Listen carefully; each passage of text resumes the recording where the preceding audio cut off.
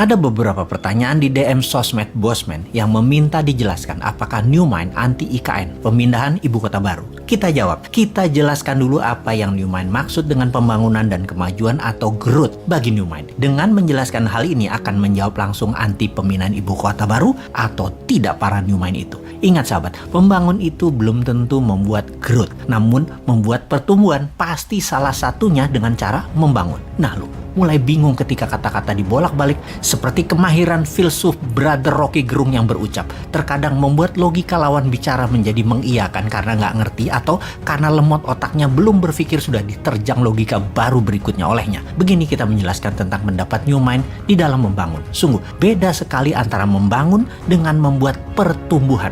Kita tahu apa itu membangun, apa itu membuat pertumbuhan. Kita jelaskan. Benar, Indonesia saat ini terlihat banyak membangun infrastruktur. Ya, benar itu membangun. Namun jangan sahabat bilang bahwa membangun itu memajukan Indonesia. Belum tentu. Sahabat, pasti sampai informasi ini ada yang komentar, gila nih Bosman, tujuan membangun infrastruktur kan untuk kemajuan ekonomi. Benar kan? Begitu? Ada yang komen begitu kan? Jawabannya, belum tentu membangun itu memajukan ekonomi. Kita harus melihat bagaimana cara Indonesia membangun dan dengan siapa membangunnya. Baiklah, saya mau menjelaskan sedikit dengan pengandaian.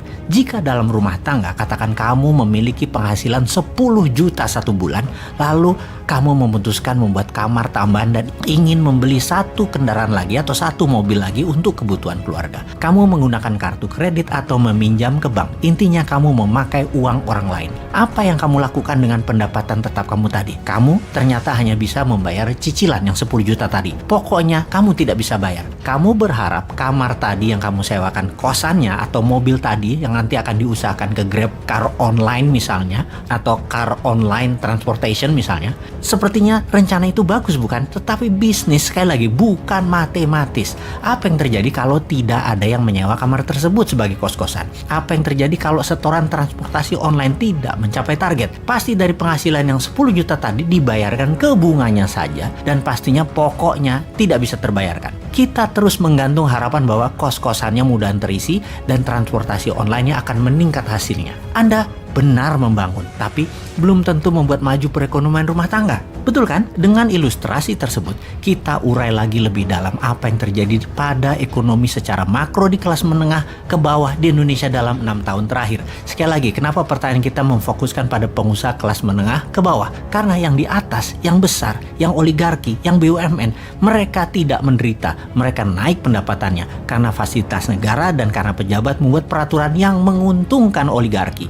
Maka kalau digabungkan, ekonominya jadi besar, jadi naik. Dan dengan menggabungkan ekonomi menengah dan kecil, sungguh jadi terlihat naik. Sekali lagi, jadi terlihat naik. Tapi kalau kita fokus pada ekonomi mikro, kelas menengah ke bawah, jomplang pada turun secara bernegara. Bayangkan dalam 7 tahun terakhir, angka pertumbuhan kredit turun begitu tajam di Indonesia. Ini membuat sulit bisnis berkembang dengan cepat. Bank biasanya belasan persen per tahun tumbuhnya dalam penyaluran kredit. Alias kalau tahun lalu 1 triliun bank kasih kredit, tahun ini harus naik 1,15 triliun. 1 triliun itu adalah pengandaian ya. Dan sejak tahun 2014, tumbuh kredit di Indonesia di tahun tersebut adalah 11,58%. Lalu tahun depannya, tahun 2015, tumbuhnya 10,44%. Mulai turun tuh. Di tahun 2016 tumbuh 7,87%. Di tahun 2017 tumbuhnya hanya 4,18%. Oke, baiknya saya nggak mau teruskan yang 2018, 2019, 2020, bahkan 2021. Asli, saya nggak mau teruskan. Malu. Sekarang kita gabungkan informasi dari awal hingga informasi terakhir yang barusan. Sungguh, keberhasilan membangun terbukti tidak menunjukkan kemajuan seperti apa yang dilakukan selama ini, yaitu membangun infrastruktur jalanan